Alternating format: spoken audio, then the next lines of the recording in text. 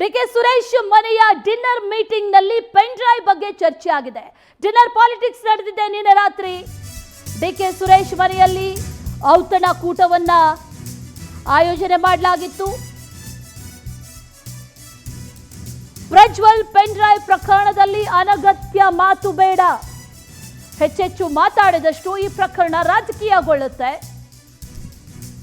CM DCM ಸಚಿವರ ಈ dinner ಸಭೆಯಲ್ಲಿ ಈ ಪೆನ್ ಡ್ರೈವ್ ಬಗ್ಗೆ ಚರ್ಚೆ ಆಗಿದೆ.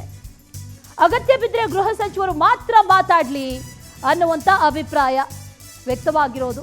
ಸಭೆಯಲ್ಲಿ ಹಲವರು ಇದರ ಬಗ್ಗೆ ಅಭಿಪ್ರಾಯವನ್ನು ವ್ಯಕ್ತಪಡಿಸಿದ್ದಾರೆ. ಕೆಲವು ಸಚಿವರು ಅನಗತ್ಯವಾಗಿ ಸ್ಟೇಟ್ಮೆಂಟ್ಸ್ ಕೊಡೋದು ಇದೆಲ್ಲವೂ ಕೂಡ ಬೇಡ. ಈಗಾಗಲೇ SIT ತನಿಖೆ ಮಾಡ್ತಾ ಇದೆ. ಮೊದಲೇ ಸರ್ಕಾರದ ಇನ್ವಾಲ್ವ್ಮೆಂಟ್ ಇದೆ ಅನ್ನುವಂಥ ಒಂದಷ್ಟು ಆರೋಪಗಳನ್ನು ಕೂಡ ಈಗಾಗಲೇ ಮಾಡ್ತಾ ಇರೋದ್ರಿಂದ ಹೆಚ್ಚೆಚ್ಚು ಮಾತಾಡಿದಷ್ಟು ಇದು ಪೊಲಿಟಿಸೈಸ್ ಆಗುತ್ತೆ, ರಾಜಕೀಯಗೊಳ್ತಾ ಹೋಗುತ್ತೆ. ಆನಂತರ ತನಿಖೆಯ ಹಾದಿ ತಪ್ಪುತ್ತೆ, ದಿಕ್ಕು ತಪ್ಪುತ್ತೆ.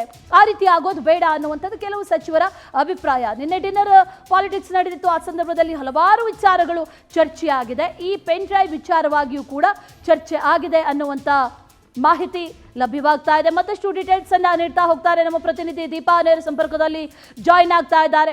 ದೀಪಾ, ನಿನ್ನೆ ಡಿನ್ನರ್ ಪಾಲಿಟಿಕ್ಸ್ ನಡೆದಿತ್ತು. ಈ ಡಿನ್ನರ್ ಪಾಲಿಟಿಕ್ಸ್ ನಲ್ಲಿ ಸಾಕಷ್ಟು ವಿಚಾರಗಳ ಬಗ್ಗೆ ಚರ್ಚೆ ಆಗಿದೆ. ಪ್ರಜ್ವಲ್ ಪೆನ್ ಡ್ರೈವ್ ವಿಚಾರ ಕೂಡ ಚರ್ಚೆ ಆಗಿದೆ ಅನ್ನುವಂಥ ಮಾಹಿತಿ. ಮೊದಲೇ ಈಗಾಗಲೇ ಸರ್ಕಾರದ ಮೇಲೆ ಆರೋಪ ಇದೆ. ಆ ಆರೋಪದಿಂದ ತಪ್ಪಿಸ್ಕೊಳ್ಳೋದಕ್ಕೆ ಒಂದಷ್ಟು ಪ್ಲಾನ್ಗಳನ್ನ ಮಾಡ್ಕೊಳ್ಳಲಾಗ್ತಾ ಇದೆ ಅನ್ನುವಂಥದ್ದು ಮೇಲ್ನೋಟಕ್ಕೆ ಗೊತ್ತಾಗ್ತಾ ಇರುವಂಥ ವಿಚಾರ. ಡೀಟೇಲ್ಸ್ ಏನಿದೆ ದೀಪಾ?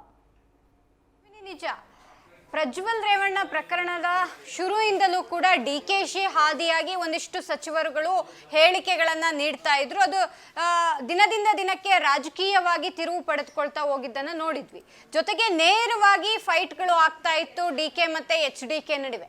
ಇದೀಗ ನಿನ್ನೆ ನಡೆದಂತಹ ಒಂದು ಔತಣಕೂಟ ಏನಿದೆ DK ಸುರೇಶ್ ನಿವಾಸದಲ್ಲಿ ರಾತ್ರಿ ಸುಮಾರು 8 ಗಂಟೆಯಿಂದ ನಡೆದಂತಹ ಈ ಒಂದು ಔತಣಕೂಟದಲ್ಲಿ ಈ ಒಂದು ಪೆನ್ ಡ್ರೈವ್ ವಿಚಾರ ಕೂಡ ಚರ್ಚೆಗೆ ಬಂದಿದೆ.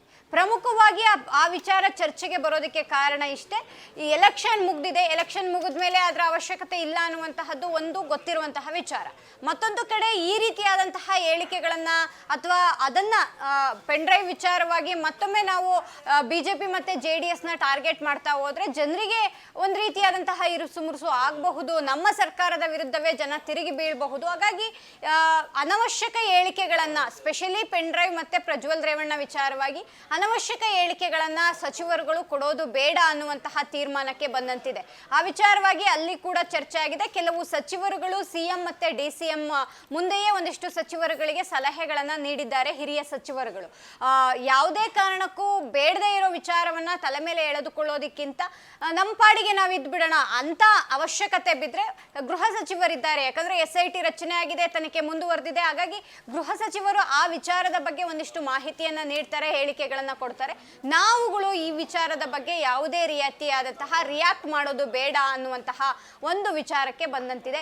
ಹಾಗಾಗಿ ಇನ್ನು ಮುಂದೆ ಕಾದ್ ನೋಡ್ಬೇಕು, ಸಚಿವರುಗಳ ಬಾಯಲ್ಲಿ ಈ ವಿಚಾರದ ಬಗ್ಗೆ ಇನ್ನೆಲ್ಲ ಏನೆಲ್ಲ ಹೇಳಿಕೆಗಳು ಬರ್ತವೆ ಅನ್ನುವಂತಹದ್ದು. ಆದ್ರೆ ಅಲ್ಲಿ ಸ್ಪಷ್ಟವಾದಂತಹ ಒಂದು ಸಂದೇಶ ಕೂಡ ರವಾನೆ ಆಗಿದೆ. ಇನ್ನು ಮುಂದೆ ಯಾವುದೇ ಸಚಿವರುಗಳು ಈ ರೀತಿಯಾದಂತಹ ವಿಚಾರಗಳಿಗೆ ರಿಯಾಕ್ಟ್ ಮಾಡೋದು ಬೇಡ ಅನ್ನುವಂತಹದ್ದು. ಅಶ್ವಿನಿ.